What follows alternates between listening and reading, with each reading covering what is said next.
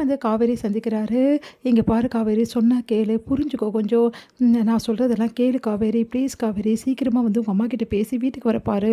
நம்ம பாப்பா நம்மளுக்கு முக்கியம் இல்லையா?" அப்படின்னு சொல்லிட்டு எவ்வளோ எடுத்து சொல்றாரு. அவங்க கைய பிடிச்சு வந்து கெஞ்சி சொல்றாரு. அத கேட்ட காவேரி என்ன பண்றதுன்னு தெரியாம தவிக்கிறாங்க. இங்க வந்து காவேரி வீட்டுக்கு வந்து அவங்க அம்மா என்ன பண்றாங்க, கிளம்பி வந்து ஊருக்கு போறாங்க. அதனால அம்மா எங்க போனாங்க திடீர்னு அப்படின்னு சொல்லிட்டு யோசிக்கிறாங்க காவேரி.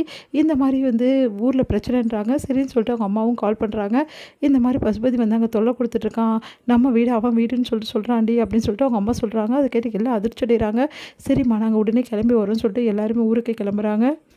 காவேரி வந்து ஒரு முடிவெடுக்கிறாங்க. இந்த விஷயம் வந்து விஜய்க்கு கண்டிப்பா தெரியவே கூடாது அப்படின்னு சொல்லிட்டு முடிவெடுக்கிறாங்க. அதனால வந்து என்ன பண்றாங்க, நம்ம வந்து குமரன் கிட்ட சொல்றாங்க, "இங்க பாருங்க மாமா, விஜய்க்கு எக்காரணம் கூட இந்த விஷயம் தெரியவே கூடாது. அதனால நீங்க தான் பார்த்துக்கணும். விஜய்க்கு தெரியாம, விஜய்க்கு தெரிந்தா நேரா அங்க வந்துருவாரு. பெரிய பிரச்சனையாயிடும்.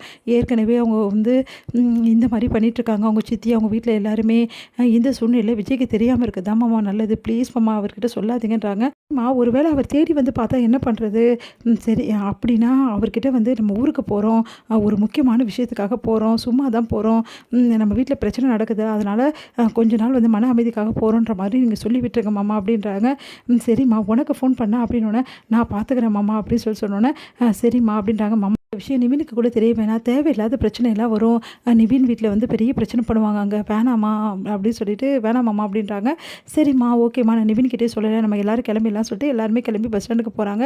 இங்க வந்து காவேரி வந்து யோசிக்கிறாங்க. விஜய் வந்து கால் பண்ணுவாரா அப்படின்னு சொல்லிட்டு, சரி எதுக்கும் விஜய்க்கு ஒரு மெசேஜ் போட்டுடலாம் அப்படின்னு சொல்லிட்டு, விஜய்க்கு இந்த மாரி நான் ஊருக்கு போறோம் அப்படின்னு சொல்லிட்டு ஒரு மெசேஜ் போட்டுறாங்க. அத பார்த்து விஜய் அதிர்ச்சியட எதுக்கு காவேரி திடீர்னு கிளம்பணும் அப்படின்னு சொல்லிட்டு ஃபோன் பண்றாரு. இங்க வந்து காவேரி ஃபோன் எடுக்காதனால குமரனுக்கு கால் பண்றாரு. குமரன் வந்து இந்த மாரி சும்மா தான் நாங்க போறோம். போயிட்டு உடனே 2 நாள்ல வந்துருவோம் விஜய். விஜய் நீங்க அங்க வர வேணாம் விஜய் அப்படின்ற மாரி சொல்றாங்க.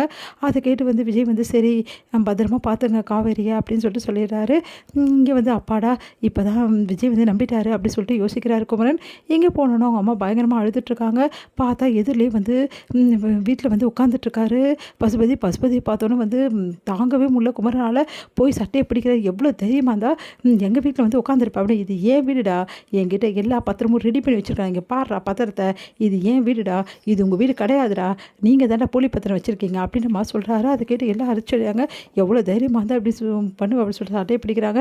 பார்த்தா அவங்க ரவுடிஸ் எல்லாம் வந்து அவர் தடுக்கிறாங்க. அடுத்து வந்து பெரிய பிரச்சனையாவது. அப்போ காவேரி வந்துச்சே, நீ எல்லாம் ஒரு மனுஷனா இப்படி பண்ணுறீ அப்படி சொல்கிறாங்க. ஆமாம் நான் அப்படி தான் பண்ணுவேன், உங்கள் யாரையும் நான் நிம்மதியாக இருக்க விட மாட்டேன் அப்படின்னு சொல்லிட்டு பசுபதி பயங்கரமாக பிரச்சனை பண்ணிட்டு இருக்காரு. உடனே ஊர்க்காரங்கெல்லாம் வந்துடுறாங்க. அடுத்து ஊர்க்காரங்க என்னப்பா நீ இப்படி பண்ணிட்டு இருக்க, அது அவங்க சொந்த வீடுப்பா, ஏன்ப்பா இப்படி பண்ணுற அப்படின்னோடனே, இங்கே பாருங்கள் அதெல்லாம் எனக்கு தெரியாது. இவங்க புருஷனே என்கிட்ட எப்போ அந்த வீடெலாம் வந்து எங்க கொடுத்துட்டாரு, அந்த பத்திரம்லாம் என்கிட்ட தான் இருக்குது, இங்கே வேணால் பார்த்துங்க அப்படின்ற மாதிரி சொல்கிறாங்க. அதை பார்த்து ஊர்க்காரங்க நீ பண்ணுறது கொஞ்சம் கூட சரியில்லைப்பா அப்படின்னு சொல்லிட்டு அட்வைஸ் பண்ணுறாங்க. யாரும் என் முன்னாடி நிற்கக்கூடாது, யாருக்கு தைரியம் இருக்கோ வந்து நில்லுங்க பார்க்கலாம் அப்படின்னு ஊர்க்காரங்க பயப்படுறாங்க. இதெல்லாம் பார்த்துட்டு காவேரி வந்து யார் பயந்தாலும் எனக்கு பற்றி கவலை இல்லை, எனக்கு தெரியும் என் அப்பாவோட இந்த வீட்டை நான் எக்காரணம் கூட விட்டு தர மாட்டேன், உன்னை எங்கே பண்ணணுமோ அங்கே வைக்கிறேன் அப்படின்றாங்க. பார்த்துக்கோ இந்த வீட்டிலேருந்து எனக்கு கிளப்பவே முடியாது, இந்த வீடு எனக்கு தான் சொந்தம், இந்த வீடை பறிச்சுட்டு உங்களெல்லாம் வந்து நடு ரோட்டில் நிற்க வைக்காமல் நான் விட மாட்டேன் அப்படின்றாங்க. அதையும் பார்க்கலான்றாங்க காவேரி. இப்படி பண்ணுறானே பாவி அப்படின்னு சொல்லிட்டு பாட்டியும் வந்து சாரதா வந்து சாபம் விட்றாங்க. நீங்கள் என்ன சாபம் விட்டாலும் ஒன்றும் பண்ண முடியாது, உங்களெல்லாம் ஒரு வழி பண்ணாமல் இந்த ஊரை விட்டு நான் போக மாட்டேன், அதையும் பார்க்கலான்றாங்க.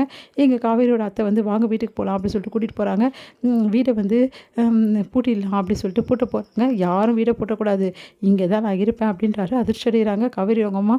இப்போ என்ன பண்ணுறதுன்னு போலீஸ்க்கு தான் கால் பண்ணோம் அப்படின்னு சொல்லிட்டு எல்லாம் சேர்ந்து போலீஸ்க்கு போகிறாங்க.